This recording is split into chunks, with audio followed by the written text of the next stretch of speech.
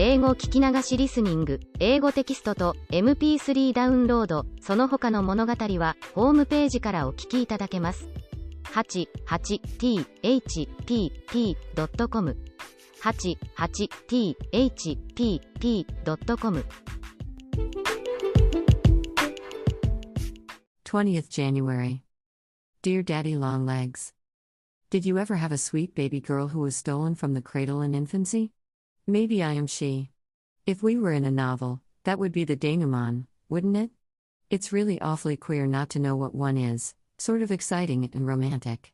There are such a lot of possibilities. Maybe I'm not American, lots of people aren't. I may be straight descended from the ancient Romans, or I may be a Viking's daughter, or I may be the child of a Russian exile and belong by rights in a Siberian prison, or maybe I'm a gypsy. I think perhaps I am. I have a very wandering spirit, though I haven't as yet had much chance to develop it. Do you know about that one scandalous blot in my career, the time I ran away from the asylum because they punished me for stealing cookies? It's down in the books free for any trustee to read. But really, Daddy, what could you expect?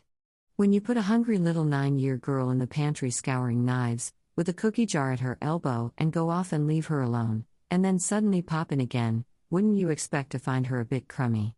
And then when you jerk her by the elbow and box her ears, and make her leave the table when the pudding comes, and tell all the other children that it's because she's a thief, wouldn't you expect her to run away? I only ran 4 miles. They caught me and brought me back, and every day for a week I was tied, like a naughty puppy, to a stake in the backyard while the other children were out at recess. Oh, dear. There's the chapel bell, and after chapel I have a committee meeting. I'm sorry because I meant to write you a very entertaining letter this time. Auf Wiedersehen. Cher Daddy. Pax Tibi. Judy. P.S. There's one thing I'm perfectly sure of, I'm not a Chinaman. 4th February. Dear Daddy Longlegs. Jimmy McBride has sent me a Princeton banner as big as one end of the room. I'm very grateful to him for remembering me, but I don't know what on earth to do with it. Sally and Julia won't let me hang it up. Our room this year is furnished in red, and you can imagine what an effect we'd have if I added orange and black. But it's such nice, warm, thick felt, I hate to waste it. Would it be very improper to have it made into a bathrobe? My old one shrank when it was washed. I've entirely omitted of late telling you what I am learning, but though you might not imagine it from my letters, my time is exclusively occupied with study. It's a very bewildering matter to get educated in 5 branches at once. The test of true scholarship, says chemistry professor, is a painstaking passion for detail. Be careful not to keep your eyes glued to detail, says history professor. Stand far enough away to get a perspective of the whole. You can see with what nicety we have to trim our sails between chemistry and history. I like the historical method best. If I say that William the Conqueror came over in 1492, and Columbus discovered America in 1100 or 1066 or whenever it was, that's a mere detail that the professor overlooks. It gives a feeling of security and restfulness to the history recitation that is entirely lacking in chemistry. 6th hour bell. I must go to the laboratory and look into a little matter of acids and salts and alkalis. I burned a hole as big as a plate in the front of my chemistry apron, with hydrochloric acid. If the theory worked, I ought to be able to neutralize that hole with good strong ammonia, oughtn't I? Examinations next week, but who's afraid? Yours ever. Judy. 5th March. Dear Daddy Longlegs. There is a March wind blowing, and the sky is filled with heavy, black moving clouds. The crows in the pine trees are making such a clamor. It's an intoxicating, exhilarating, calling noise. You want to close your books and be off over the hills to race with the wind. We had a paper chase last Saturday over 5 miles of squashy cross country. The Fox, composed of 3 girls and a bushel or so of confetti, started half an hour before the 27 hunters. I was one of the 27, 8 dropped by the wayside. We ended 19. The trail led over a hill, through a cornfield, and into a swamp where we had to leap lightly from hummock to hummock. Of course, half of us went in ankle deep. We kept losing the trail, and we wasted 25 minutes over that swamp. Then up a hill through some woods and in at a barn window.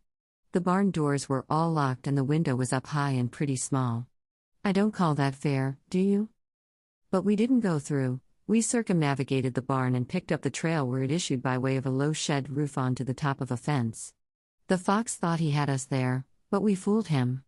Then straight away over 2 miles of rolling meadow, and awfully hard to follow, for the confetti was getting sparse. The rule is that it must be at the most 6 feet apart, but they were the longest 6 feet I ever saw.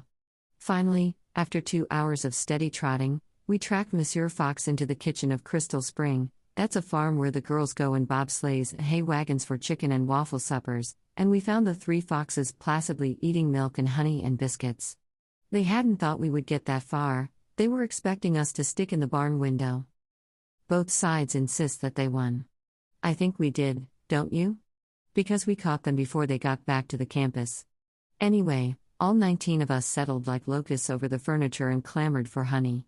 There wasn't enough to go round, but Mrs. Crystal Spring, that's our pet name for her, she's by rights a Johnson, brought up a jar of strawberry jam and a can of maple syrup, just made last week, and 3 loaves of brown bread. We didn't get back to college till 6:30, half an hour late for dinner, and we went straight in without dressing, and with perfectly unimpaired appetites. Then we all cut evening chapel, the state of our boots being enough of an excuse. I never told you about examinations. I passed everything with the utmost ease. I know the secret now, and am never going to fail again. I shan't be able to graduate with honors though, because of that beastly Latin prose and geometry freshman year. But I don't care. What's the hod so long as you're 'appy? That's a quotation. I've been reading the English classics.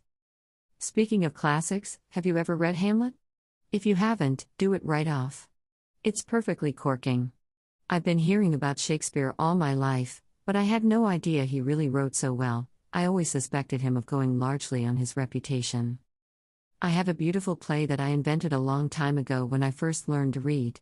I put myself to sleep every night by pretending I'm the person, the most important person, in the book I'm reading at the moment. At present I'm Ophelia, and such a sensible Ophelia.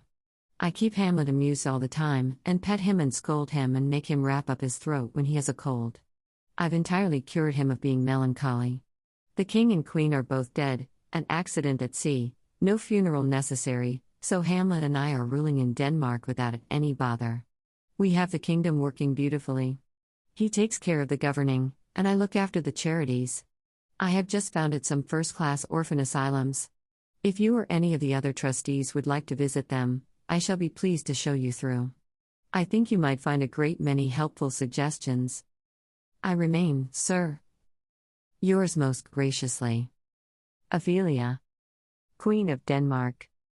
24th March, maybe the 25th. Dear Daddy Longlegs, I don't believe I can be going to heaven. I am getting such a lot of good things here, it wouldn't be fair to get them hereafter too. Listen to what has happened.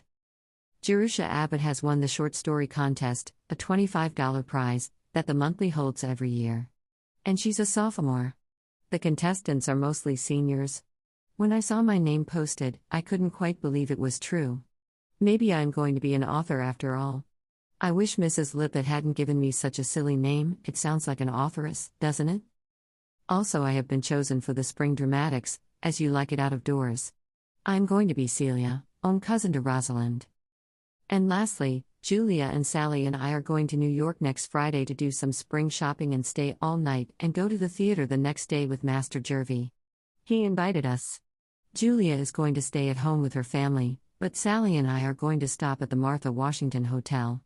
Did you ever hear of anything so exciting? I've never been in a hotel in my life, nor in a theater, except once when the Catholic Church had a festival and invited the orphans, but that wasn't a real play and it doesn't count. And what do you think we're going to see? Hamlet. Think of that. We studied it for 4 weeks in Shakespeare class and I know it by heart. I'm so excited over all these prospects that I can scarcely sleep. Goodbye, Daddy. This is a very entertaining world. Yours ever, Judy. P.S. I've just looked at the calendar. It's the 28th. Another postscript. I saw a streetcar conductor today with one brown eye and one blue. Wouldn't he make a nice villain for a detective story? 7th April. Dear Daddy Longlegs. Mercy. Isn't New York big? Worcester is nothing to it. Do you mean to tell me that you actually live in all that confusion? I don't believe that I shall recover for months from the bewildering effect of 2 days of it. I can't begin to tell you all the amazing things I've seen. I suppose you know, though, since you live there yourself. But aren't the streets entertaining? And the people? And the shops? I never saw such lovely things as there are in the windows. It makes you want to devote your life to wearing clothes. Sally and Julia and I went shopping together Saturday morning. Julia went into the very most gorgeous place I ever saw, white and gold walls and blue carpets and blue silk curtains and gilt chairs. A perfectly beautiful lady with yellow hair and a long black silk trailing gown came to meet us with a welcoming smile. I thought we were paying a social call, and started to shake hands, but it seems we were only buying hats, at least Julia was. She sat down in front of a mirror and tried on a dozen, each lovelier than the last, and bought the 2 loveliest of all. I can't imagine any joy in life greater than sitting down in front of a mirror and buying any hat you choose without having first to consider the price. There's no doubt about it, Daddy, New York would rapidly undermine this fine stoical character which the John Grier home so patiently built up. And after we'd finished our shopping, we met Master Jervy at Sherry's. I suppose you've been in Sherry's? Picture that, then picture the dining room of the John Grier home with its oilcloth-covered tables, and white crockery that you can't break, and wooden-handled knives and forks, and fancy the way I felt. I ate my fish with the wrong fork, but the waiter very kindly gave me another so that nobody noticed. And after luncheon we went to the theater. It was dazzling, marvelous, unbelievable. I dream about it every night. Isn't Shakespeare wonderful? Hamlet is so much better on the stage than when we analyze it in class. I appreciated it before, but now, dear me. I think, if you don't mind, that I'd rather be an actress than a writer. Wouldn't you like me to leave college and go into a dramatic school? And then I'll send you a box for all my performances, and smile at you across the footlights. Only wear a red rose in your buttonhole, please, so I'll surely smile at the right man. It would be an awfully embarrassing mistake if I picked out the wrong one. We came back Saturday night and had our dinner in the train, at little tables with pink lamps and Negro waiters. I never heard of meals being served in trains before, and I inadvertently said so. "Where on earth were you brought up?" said Julia to me. "In a village," said I meekly, to Julia. "But didn't you ever travel?" said she to me. "Not till I came to college, and then it was only 160 miles and we didn't eat," said I to her.